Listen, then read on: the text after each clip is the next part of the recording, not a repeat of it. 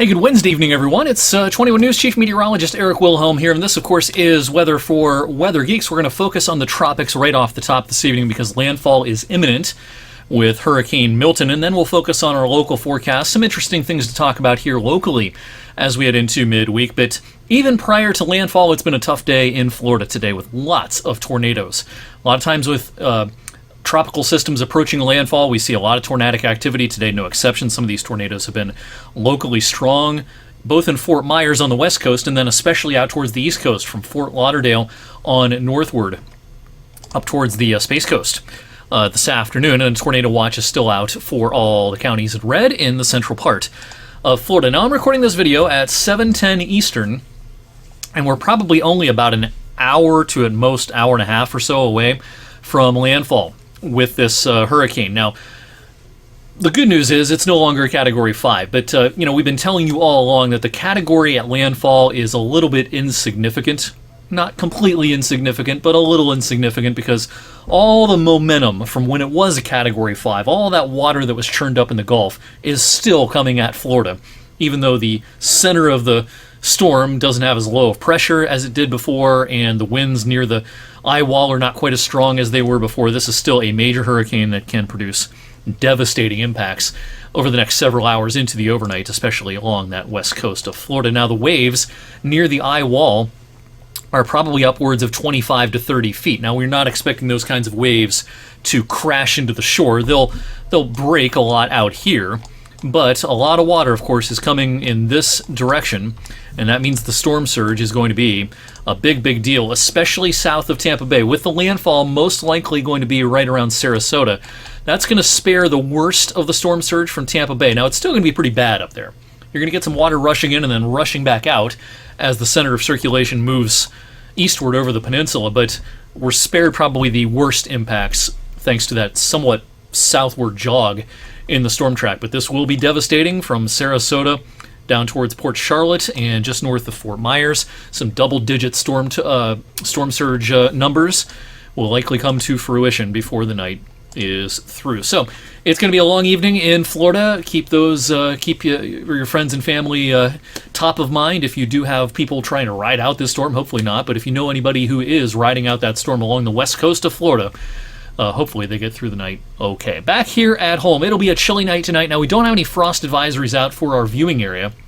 Just to our east, there are frost advisories tonight. I think our area, our viewing area, will be under a frost advisory tomorrow night into Friday morning. I think that'll be the coldest night of the bunch. I wouldn't be surprised if the coldest spots tomorrow night tried to flirt with the freezing mark before the night is through. All right, I have to eat a little crow here when it comes to the Aurora forecast, and there's not much shame in that. This is difficult business, but as it turns out, despite me saying, hey, the northern lights that we had the other night, probably the last time we're going to see them for a while, we've got a doozy of a geomagnetic storm likely to come to fruition tomorrow night. Not necessarily tonight, but Thursday night into Friday morning.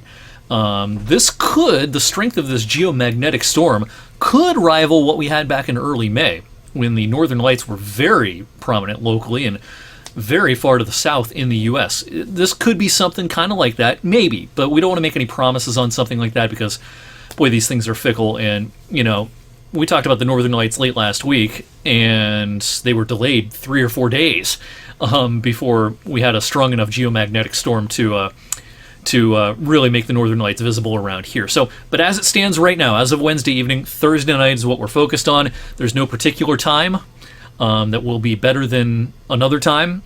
The moon is waxing. It's not new like it was late last week, but it's still fairly thin.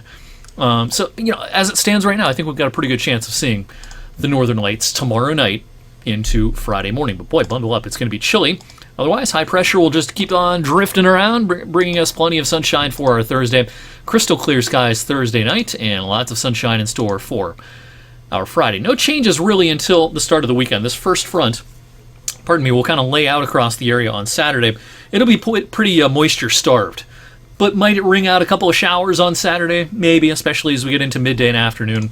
But I don't think it's a lot of rain on Saturday. Just kind of a ho-hum, cloudier day compared to the preceding few days coming up on Saturday. I think there's a better chance of rain showers with the approach of our stronger front Saturday night into parts of Sunday night, and then, boy, it's going to be a November preview next week.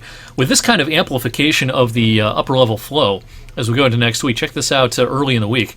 Here's Sunday into Monday.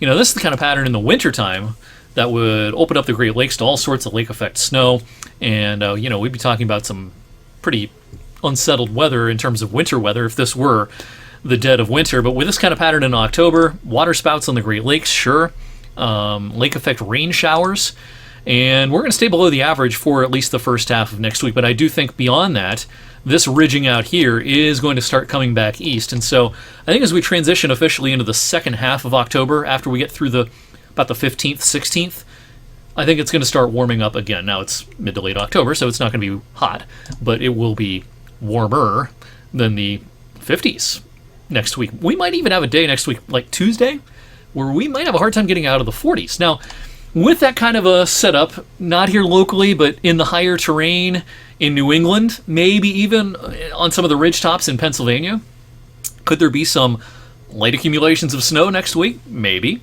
So in a place like Bradford, PA, and especially up towards the Adirondack Mountains in New York, the Green and White Mountains in New England, could there be some accumulating wet snow next week? Yes, but I don't think that's going to be a thing around here. We're going to be waiting a while, I think, to see the snowflakes around here. But in the meantime, cover up those plants, bring them in over the next couple of nights, again, particularly tomorrow night, into Friday morning. I will keep you updated on the frost potential, and of course, stay tuned on social media throughout the evening for updates on the landfalling hurricane in Florida. We'll have a full update coming up tonight on 21 News at 11. The hurricane will have made landfall by that point, but I'll have lots of details. With our weather being pretty quiet here locally, we'll have plenty of time to focus on what's going on in Florida. In the meantime, thank you for watching Weather for Weather Geeks tonight, and I will see you right back here on Thursday.